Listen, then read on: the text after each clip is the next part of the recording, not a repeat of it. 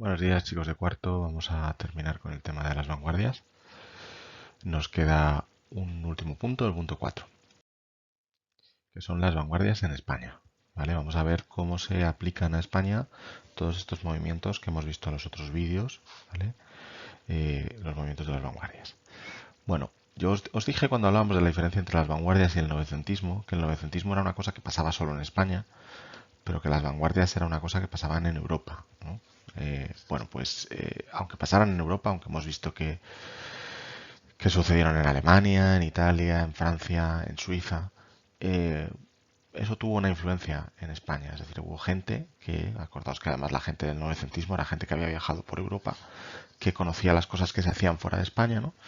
Y nosotros vamos a ver realmente dos cosas. Uno, ¿qué influencia tienen las vanguardias europeas, las cinco que hemos visto, el futurismo, el expresionismo, el cubismo, etcétera, en España?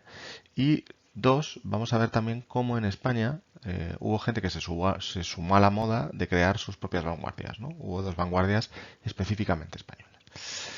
Bueno, aquí tenéis el número 20 de una revista literaria que era la revista Prometeo, que ya en 1910 publica el manifiesto futurista de Marinetti, que se había publicado en Italia en 1909. Esta es la traducción que hacen los vanguardistas españoles de una vanguardia italiana.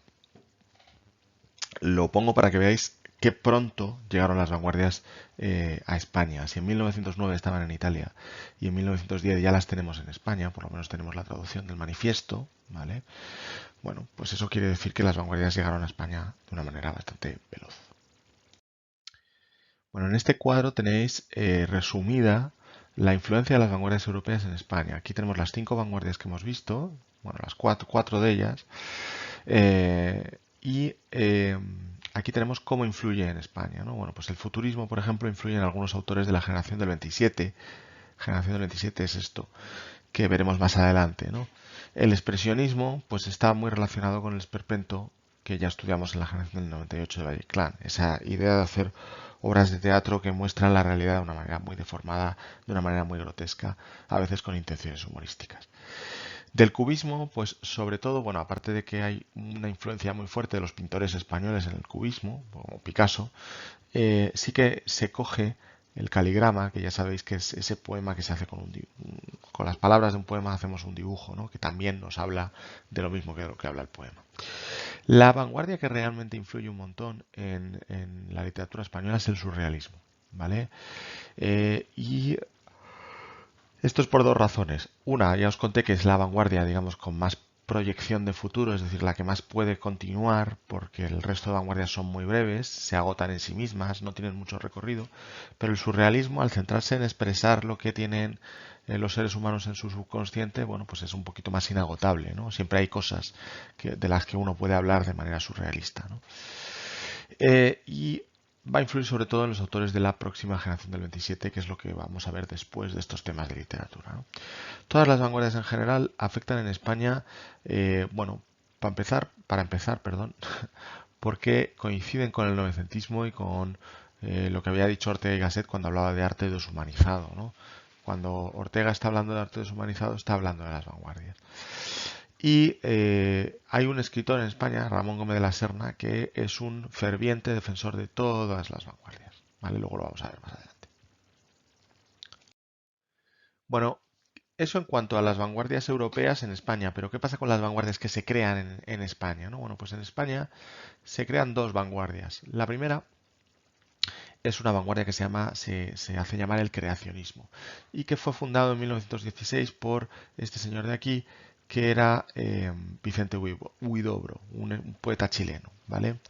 Si os fijáis, además, este poema es un caligrama, ¿no? Es un caligrama, además, un caligrama hecho a modo de collage. Las palabras están recortadas y esta imagen está recortada de un periódico, ¿no? Bueno, el creacionismo, ¿qué decía el creacionismo? Bueno, pues para el creacionismo el poeta era un creador, pero un creador con mayúsculas, como si fuera un dios, ¿vale? Que no tiene que contarnos la realidad como es, no tiene que contarnos cómo es un árbol, sino que tiene que crear un árbol en el poema. Esto parece como un poco místico, ¿no? Como si el poeta fuera un mago que hiciera brotar un árbol. Pero en realidad tiene que ver con todo lo que hablábamos de las vanguardias y del arte abstracto, ¿no? Es decir, si el poeta se centra solo en contar lo que ya existe, siempre va a hacer un producto de de segunda mano, de segunda calidad, siempre va a ser peor que la realidad, siempre va a ser peor que el original, ¿no? En cambio, si se centra en crear su propia realidad, pues bueno, pues eso va a hacer que la literatura sea más poderosa, más interesante. Este de aquí es un poema de Huidobro, ¿vale? Eh, no os lo voy a leer, pero que veáis, lo leéis vosotros, pero que veáis algunas frases que son importantes. Que el verso sea como una llave que abra mil puertas. Es decir, lo importante no es lo que cuenta la poesía, sino la poesía en sí misma, ¿no? Y esta frase que es muy importante: ¿por qué cantáis la rosa, oh poetas? Hacedla florecer en el poema. No cantéis, no dediquéis vuestro poema a una rosa que ya existe, sino que la rosa florezca en el poema, es decir, que ya sea dentro del poema donde creemos esa rosa, ¿no? Como dice el creacionismo, ¿no? Y la última frase importante: el poeta es un pequeño Dios. El poeta con mayúscula, porque es un creador, igual que Dios va con mayúscula, ¿no? ¿Y por qué es un pequeño Dios? Bueno, porque Dios crea las cosas de la realidad y el poeta crea las cosas de la poesía, ¿no? Este cuadro me encanta, es un cuadro propio del surrealismo, dice la traición de las imágenes, ¿no? Y esto está en francés, pero quiere decir esto no es una pipa. Que cada uno le dé una vuelta, porque en este cuadro, en el que hay una pintura de una pipa, eh, pone un mensaje que dice esto no es una pipa. A ver qué se os ocurre. ¿De verdad no es una pipa? Pues no, no es una pipa. Esto no es una pipa, es la pintura de una pipa, ¿vale? Por eso dice que no es una pipa. Por eso dice aquí Huidobro: no cantéis a la rosa, ¿vale? Porque la rosa que pueda aparecer en vuestro poema no va a ser la rosa de verdad. Lo que tenéis que hacer es vosotros crear una rosa nueva en vuestro poema. La otra vanguardia española importante es el ultraísmo, que viene de la palabra ultra, que significa ir más allá, ¿vale? Por ejemplo, está presente en expresiones como ultramar, ¿no? ¿Vale? O, bueno, pues ese tipo de cosas, ¿no? O ultracongelado. Bueno, la vanguardia ultraísta recoge elementos de todas las vanguardias europeas, las mezcla, ¿no? Y hace una vanguardia cuya obra más importante es de un señor que se llama Guillermo de la Torre, que es un libro que se llama Hélices. Ahora vamos a ver un poema de Hélices, pero quedaos con el título, Hélices. Las hélices son elementos de la modernidad, ¿no? Esto sería un elemento futurista, ¿no? Igual que les gustaban los trenes, que les gustaban los aviones, pues las hélices propias de los barcos o de los helicópteros, pues son elementos de la modernidad que además están relacionados con la velocidad, ¿no? Por eso el futurismo. Este poema es un poema ultraísta, pero ya solo viéndolo me podéis decir qué tipo de poema es. Es un caligrama, ¿verdad? Porque hace un dibujo.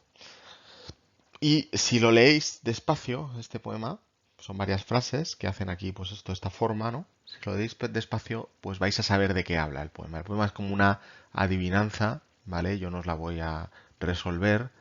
El poema es una adivinanza que habla de algo, de un elemento que se desvela cuando uno ve la forma y cuando uno lee el poema, ¿vale? Por eso es un caligrama.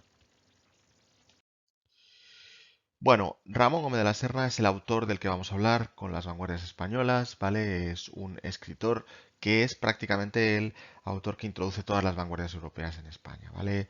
Él nace en una familia con cierta pasta, estudia Derecho, pero nunca va a ser abogado, porque ha estudiado solo porque su padre le obliga, ¿vale? Y bueno, va a viajar a París y allí va a conocer las vanguardias, ¿no? Cuando llega a España decide que su principal función va a ser explicar las vanguardias a los españoles, ¿no? Y por eso su obra va a ser siempre una especie de introducción a las vanguardias, pero también él va a crear sus propios elementos vanguardistas, ¿no? El propio elemento vanguardista que va a crear son las greguerías. La greguería es una frase corta, ¿vale? Que él explicaba como una mezcla de metáfora y de humor, ¿no? Eso sería una greguería. Ya vimos algunas greguerías en unos ejercicios que hicisteis en el libro, o sea que el que no le quedara claro en ese momento, bueno, pues que ahora eh, intente, intente entenderlo, ¿no? Esto sería, por tanto, Ramón Gómez de la Serna. Estas son fotos de Ramón de la Serna. Bueno, pues él tenía un estudio lleno de cosas, de maniquíes, etcétera. Una vez dio una conferencia en el circo y la dio a lomos de un elefante. Esto es de otra conferencia que dio en un teatro y aparecía montado en un trapecio, en un columpio. Bueno, pues eso lo hacía para intentar escandalizar, ¿no? Este rollo vanguardista que os he explicado del rechazo de los valores burgueses. Bueno, pues él lo intentaba llevar al máximo, ¿no? Bueno, esto de aquí es una selección de greguerías de Ramón Gómez de la Serna, ¿no? Yo voy a explicaros algunas que son bastante sencillas, ¿no? Recordad que esto es una mezcla de metáfora y de humor, es decir, es una frase que al principio no se va a entender, pero que luego aplicándole un poco de sentido del humor se entiende, ¿no? La O es la I después de comer, bueno, pues porque la O después de comer como la I, pues engorda, ¿no? Y entonces se llena, por eso la O es como la letra I después de comer. La H es la escalera del abecedario, pues bueno, porque tiene esa forma de escalera, ¿no? De escalera de mano, si es una H mayúscula, o de escalera de peldaños, si es una H minúscula, ¿no? Eh, el agua se suelta el pelo en las cascadas, bueno, pues porque el agua lo que hace en una cascada es un movimiento parecido, ¿no? Al del pelo cayendo cuando se suelta, ¿no? Abrir un paraguas es como disparar contra la lluvia, ¿no? Porque un paraguas es como un fusil y cuando lo abres haces un sonido sordo, ¿no? Parece que estás disparando. El bebé se saluda a sí mismo dando la mano a su pie. Bueno, cualquiera que haya visto un bebé, pues sabe que hacen eso, ¿no? Los tornillos son clavos peinados con una raya en el medio. Bueno, pues porque si coges un clavo y le pones una raya en el medio, bueno, pues tienes la cabeza de un tornillo. Este que me gusta mucho, ¿no? Como daba los besos lentos, duraban más sus amores, ¿no? Pues os leéis el resto, ¿no? Y intentáis entenderlas. Yo creo que son fáciles de entender. Si alguien tiene algún problema, que me lo diga, ¿vale? Y con esto, pues hemos terminado las vanguardias, ¿vale? Ya hemos terminado el tema. Muchas gracias y en el próximo vídeo, pues veremos más cosas.